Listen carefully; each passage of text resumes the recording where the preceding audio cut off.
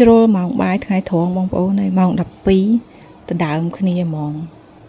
បាយមកប្រអប់ញ៉ាំគ្នា2នាក់ការពិតអេណាគឺគាត់ញ៉ាំកាទៀវខគោគាត់ប្រាប់ថាគាត់ចង់ញ៉ាំកាទៀវខគោប៉ុន្តែទៅដល់កាទៀវគឺធ្វើអត់តន់ចិត្តអត់តន់ដូចចិត្តអញ្ចឹងមានតែបាយមាន់សិនជូមីគាត់កំងបាយមាន់ប៉ុន្តែមានណា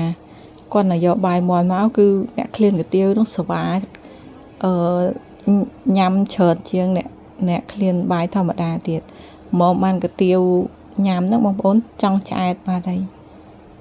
ភាសាកាទៀវយ៉ាងយូរកូនពៅទៅណាក៏កាទៀវខគោដែរកាទៀវខគោកាទៀវទឹក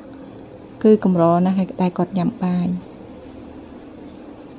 បើមិនកាទៀវខគោកាទៀវទឹកទេគឺទឹកស៊ុបមីដុំចឹងហ្មងមើលមាត់គាត់គាត់ដឹងតែឆ្ងាញ់ដែរបងប្អូនស្វាយកមកតែប្រាប់ថាក្តៅកុំញ៉ាំប្រញាប់ពេកញ៉ាំមួយសិនទៅព្រោះកាទៀវមួយចានហ្នឹងច្រើនណាស់បងប្អូនហើយគាត់ញ៉ាំចិត្តអស់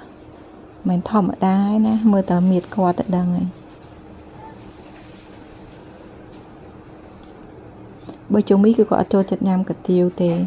គាត់ចូលចិត្តញ៉ាំតែបាយបើមិនបាយមាន់ទេក៏បាយស្រូបបាយសាច់ជ្រូកដែរពីរអ្នកបងប្អូនហ្នឹងខុសគ្នាមួយចូលចិត្តកាទៀវមួយចូលចិត្តបាយបានកាទៀវហើយនៅស្ដាយបាយមាន់គេទៀតបងប្អូននៅយកបាយមាន់គេយកមកញ៉ាំទៀត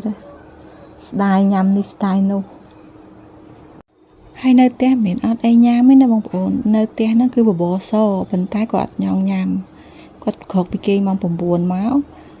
គាត់ប្រាប់ថាគាត់ចង់ញ៉ាំកាទៀវខគោហ្មងអត់ព្រមញ៉ាំបបរស